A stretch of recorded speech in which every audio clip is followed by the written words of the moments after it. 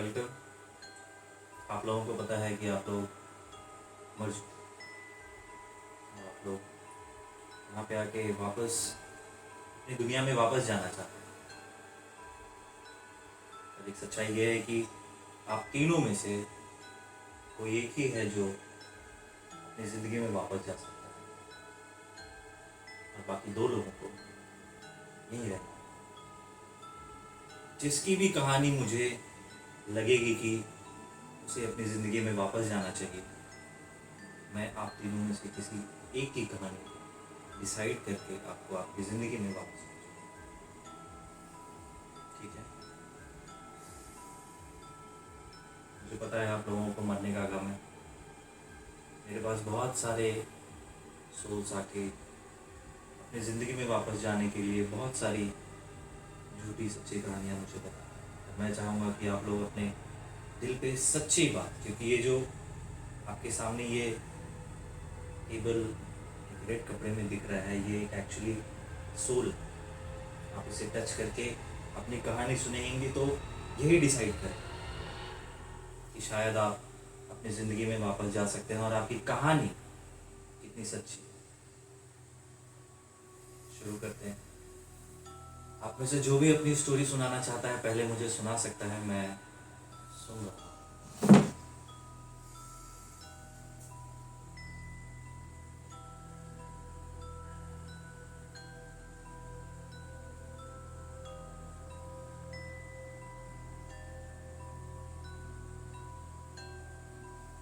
बोलिए मोनिस।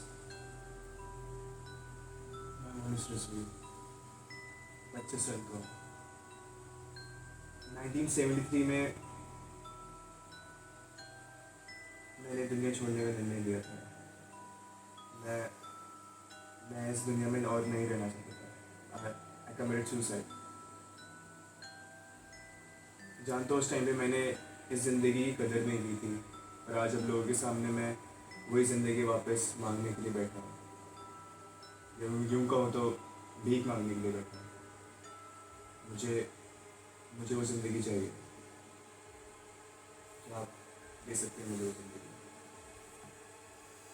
अगर आपकी कहानी अगर सच्ची है और आपको सच में जीने की सच में दिल से इच्छा है तो मैं आपको भरोसा दिलाना चाहूँगा कि आपके साथ जस्टिस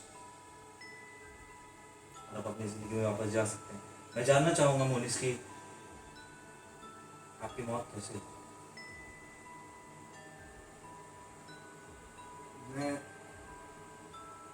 मैं एक लड़की से बहुत बहुत प्यार करता था। उसका नाम श्रेया है। हाँ, मैं इसलिए कह रहा हूँ क्योंकि बात भी काफ़ी पुरानी है, और मेरे इस दुनिया छोड़ने से पहले मैंने उसे जान से मार दिया था।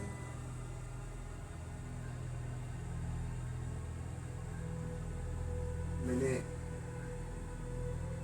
उसे एक लड़की के साथ पकड़ लिया था, और उस गुस्से में वो सारा प्यार, वो सारी अफेक्शन सिर्फ गुस्से में बदल गई थी।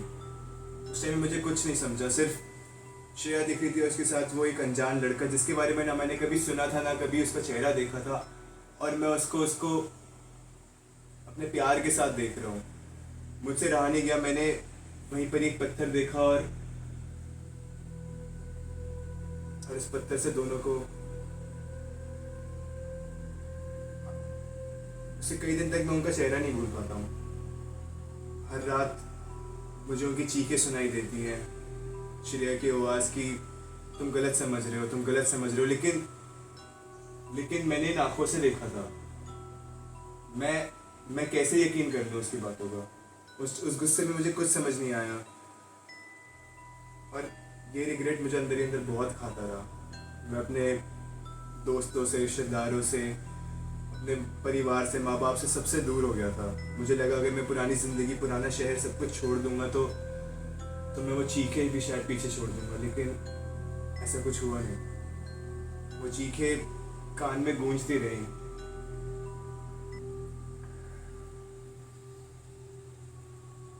और उसी एक रात मैंने फैसला लिया कि मैं और नहीं जीना चाहता। और तुमने सुसाइड कर लिया।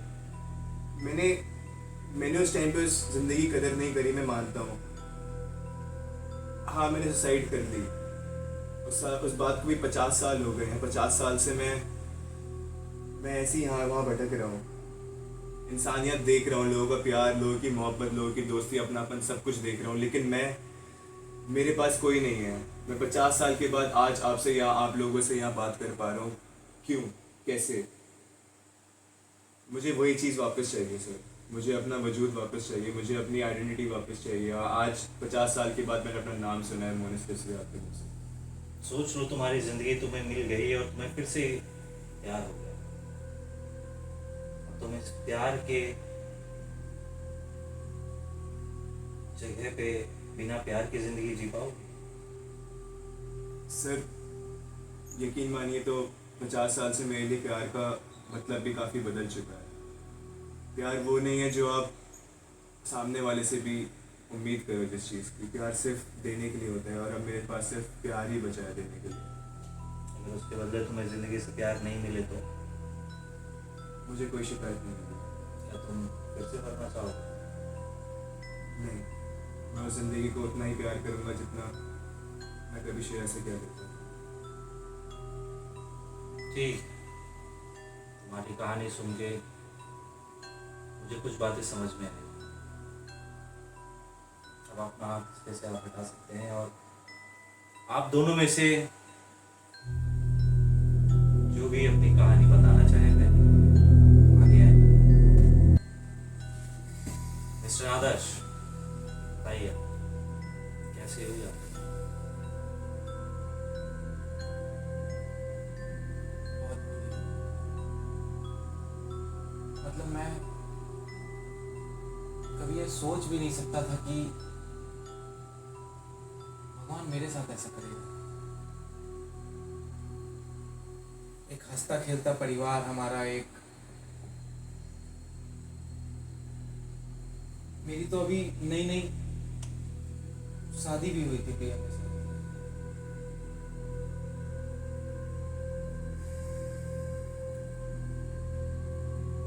मैं रोज की तरह ऑफिस जा रहा था।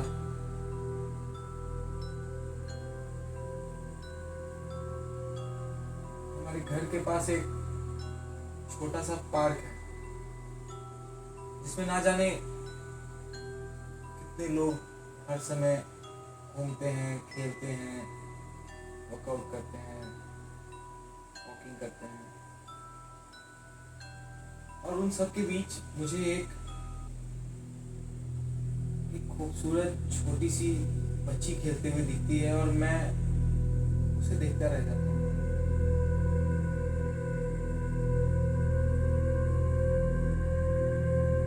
मैं भी चाहता हूँ कि मेरी एक बेटी जिसमें आने ले जाऊँ, उसकी हर ख्वाहिशें पूरी करूँ।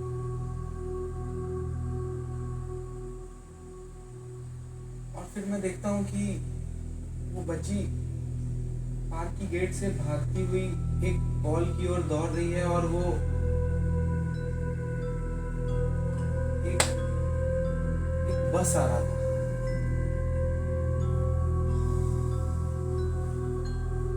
और मैं उसे वहाँ गया बचाने और उसे वहाँ से हटाया और वो बस से तुम टकरा गए, तुम्हारी मौत हो गई और सीधा तुम उस मौत से यहाँ आ गए। हमें तुम्हारी जिंदगी वापस चाहिए।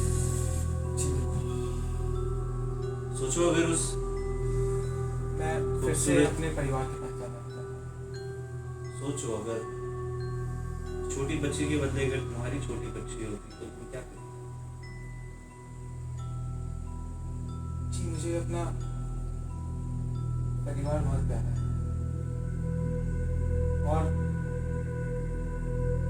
भगवान ना करे अगर ऐसा सिचुएशन आए तो मैं फिर से वो कर लूंगा जो उस दिन नहीं करना चाहता।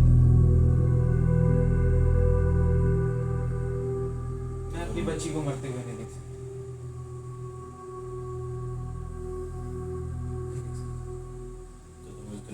घर जाके अपनी बच्ची का ध्यान रखोगे और अपना भी ध्यान रखोगे। बिल्कुल। मुझे घुटन होती है,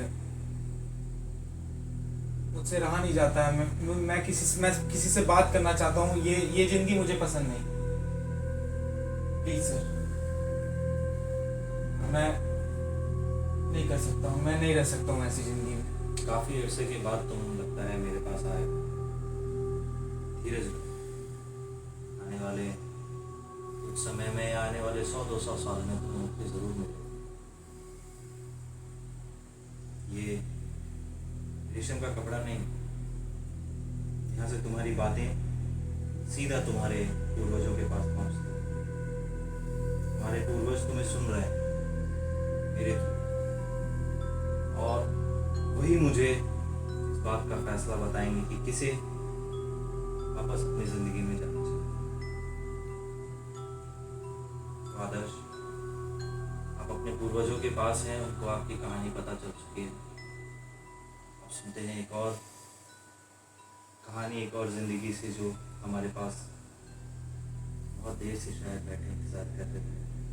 मुझे नहीं पता ये कितने सालों से या कितने दिनों के बाद मरी है और यहाँ आई है, पर मैं चाहूँगा कि आप भी इस पवित्र रेशम के कपड़े पे हाथ लगा के अपनी कहानी बताएं और अपने पूर्वजों से बताएं कि आपके साथ क्या हुआ। मिस्टर हर्षित।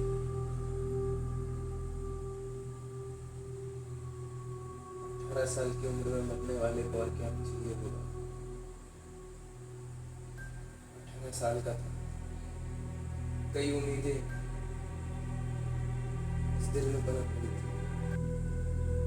मेरे माँ बाप इतने खुश थे, तभी अचानक मेरे दिल में दर्द होता, जिस समय समझ नहीं आता कि क्या हो रहा है। मेरी आंखें बंद हुई, खोला तो एक सफेद से कमरे में कई लोग चिल्ला रहे हैं। मेरे माँ बाप मेरा हाथ पकड़ के बगल में बैठे हुए हैं। मैं सिर्फ देख सकता था, मैं महसूस कर सकता था, लेकिन उन्हें सुन नहीं पा रहा था मैं। कुछ देर बाद मैं ठीक हुआ। पता चला कि मेरे दिल में छेद है।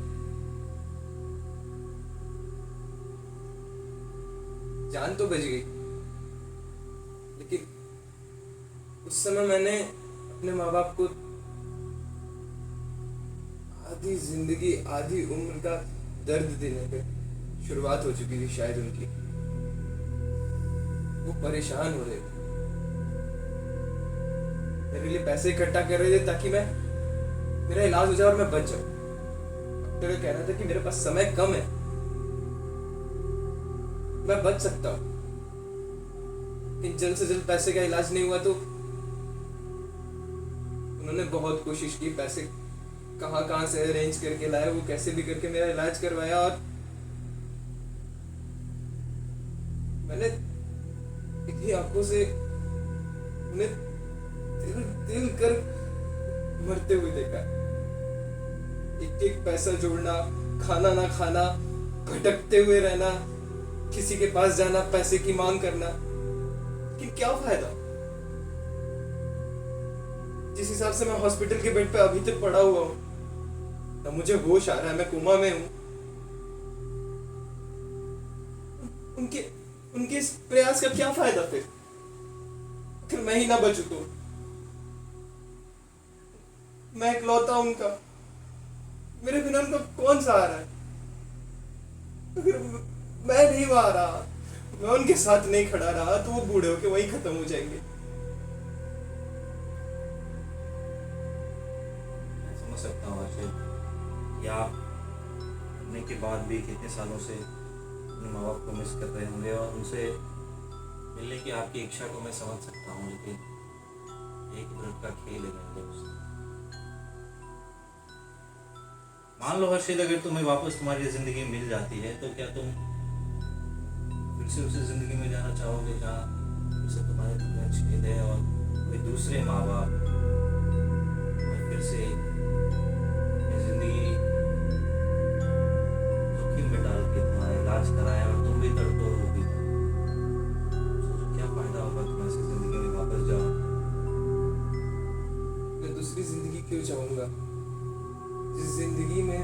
आपने अपनी एक एक हड्डियां तोड़कर खून पसीना एक कर कर मुझे बचाने की कोशिश की और वो खुद नहीं बच और मैं खुद नहीं बच पाया।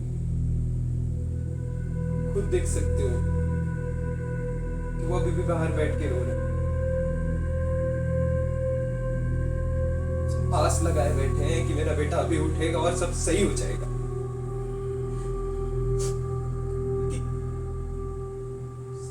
सच तो कुछ और। मैं यहाँ बैठा हूँ आप सबके सामने, आप सबके साथ।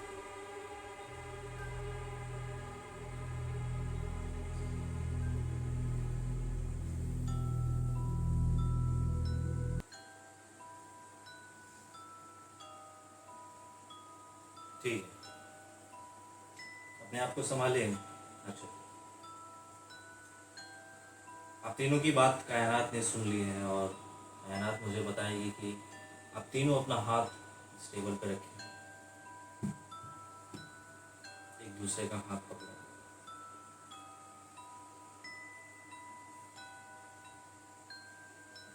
मुझे जो नाम आ रहा है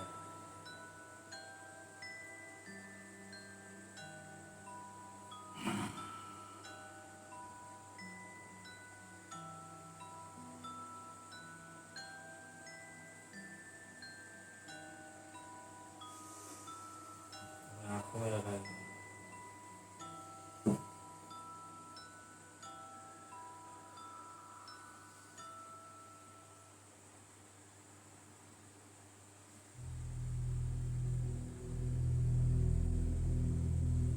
आप तीनों में से मुझे लगता है कि हर्षित को अपने माँ बाप के पास जाना चाहिए। हर्षित, आप जिंदगी का सफर दोबारा से जी सकते हैं। शुक्रिया, शुक्रिया, शुक्रिया।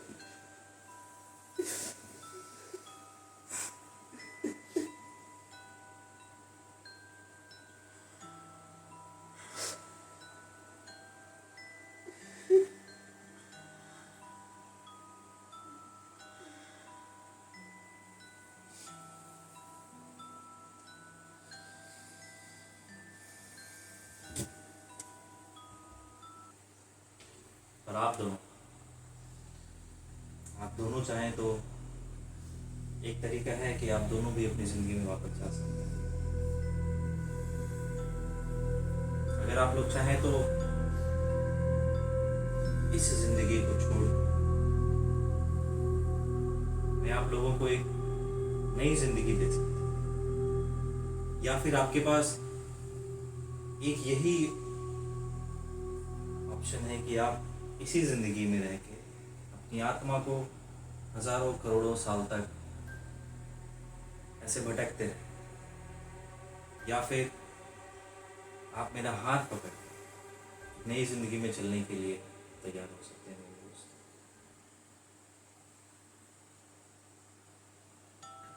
मुझे आत्मा वाली जिंदगी नहीं चाहिए, मुझे नई जिंदगी चाहिए। तुम्हें तुम्हारी नई जिंदगी कबूल हुआ, तुम्हें नई जिंदगी तुम्हें। Thank you so much, thank you so much sir.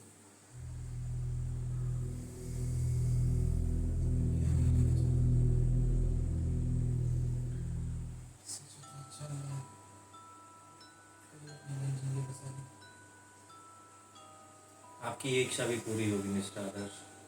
आप एक नई जिंदगी के दौर के सफर में आज से और अभी से शुरू करें। आप लोग जा सकते हैं उस दरवाजे के बाहर, आप दोनों की नई जिंदगी, और शायद हर्षित अपने माँ बाप के साथ खुश।